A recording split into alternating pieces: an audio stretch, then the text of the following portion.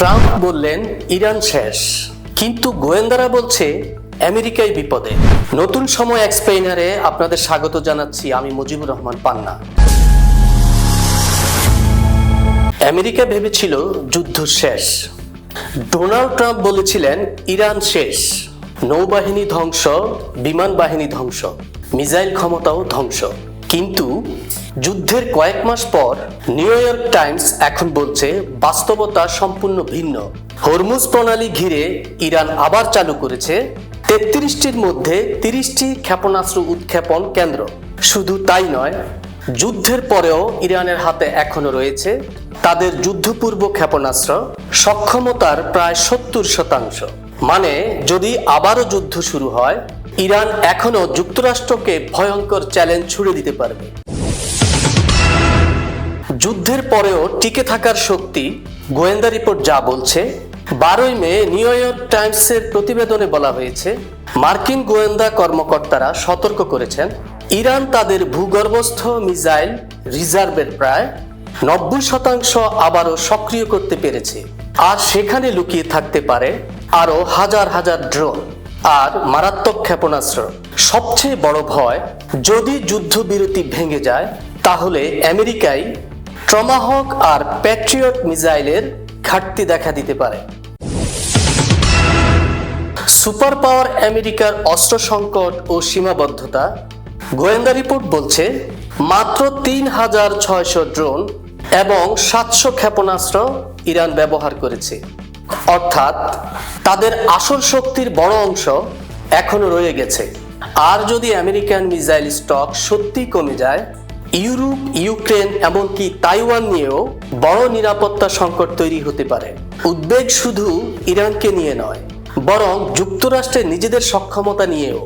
এই চাপ শুধুমাত্র মধ্যপ্রাচ্যে সীমাবদ্ধ নয়, এটি ইউরোপ এবং প্রশান্ত মহাসাগরীয় অঞ্চলের সামরিক ভারসাম্যকেও প্রভাবিত করে। অর্থাৎ এটি শুধু জেতার বিষয় নয়, এটি টিকে থাকারও বিষয়। ট্রাম্পের বক্তব্য বনাম যুদ্ধের বাস্তবতা। মার্চে ট্রাম্প ঘোষণা দিয়েছিলেন ইরানের সামরিক শক্তি ধ্বংস হয়ে গেছে।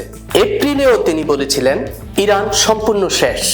কিন্তু টাইমস, ওয়াশিংটন পোস্ট এমনকি CNN এর রিপোর্টও বলছে ইরানের হাতে এখনো হাজার হাজার ড্রোন রয়েছে আর তাদের মিসাইল শক্তি এখনো পুরোপুরি ধ্বংস হয়নি। অর্থাৎ বক্তব্য আর বাস্তবতার মধ্যে একটি বড় ফাঁক রয়ে গেছে। যে যুদ্ধ বিশ্বকে নাড়িয়ে দিচ্ছে, এই সংঘাত এখন আর আঞ্চলিক নয়। তেলের বাজার ইতিমধ্যে প্রতিক্রিয়া দেখিয়েছে। ব্রেন্ট ক্রুড যুদ্ধপূর্ব $60 থেকে $75 সীমা থেকে অনেক সময় $100 উপরেও অবস্থান করছে। এর অর্থ শুধু মধ্যপ্রাচ্যে নয়, বিশ্ব অর্থনীতির প্রতিটি স্তর চাপের মুখে। মুদ্রাস্ফীতি, সরবরাহ শৃঙ্খল এবং জ্বালানি নিরাপত্তা সবকিছুই প্রভাবিত হচ্ছে। যেই জলপথে আটকে আছে বিশ্ব অর্থনীতি। হরমুজ প্রণালী শুধু একটি জলপথ নয়, এটি বৈশ্বিক জ্বালানি ব্যবহারের একটি সংকীর্ণ গলা। বিশ্বের প্রায় 1/3 তেল এই পথ দিয়েই প্রবাহিত হয়। এখানে অস্থিরতা মানে বৈশ্বিক অর্থনীতিতে তাৎক্ষণিক প্রতিক্রিয়া। নীরব পর্যবেক্ষক চীন কি দেখছে? এই পুরো পরিস্থিতি খুব কাছ থেকে পর্যবেক্ষণ করছে চীন। সাউথ চায়না মর্নিং এর প্রতিবেদনে বলা হয়েছে, চীনা বিশ্লেষকরা যুক্তরাষ্ট্রের সামরিক সক্ষমতা দীর্ঘমেয়াদী সংঘাতে কেমন আচরণ করে তা গভীরভাবে বিশ্লেষণ করছে।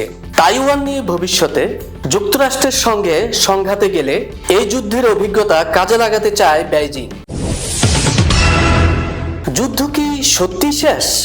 এই মুহূর্তে সবচেয়ে গুরুত্বপূর্ণ প্রশ্ন হলো, ইরান কি ধ্বংস হয়েছিল নাকি কেবল সাময়িকভাবে দুর্বল হয়েছিল?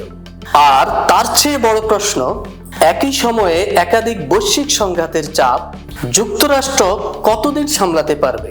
এই যুদ্ধ হয়তো একটি সামরিক সংঘাত নয়, এটি ধীরে ধীরে হয়ে উঠছে আধুনিক বিশ্ব শক্তির সীমা নির্ধারণের একটি পরীক্ষা।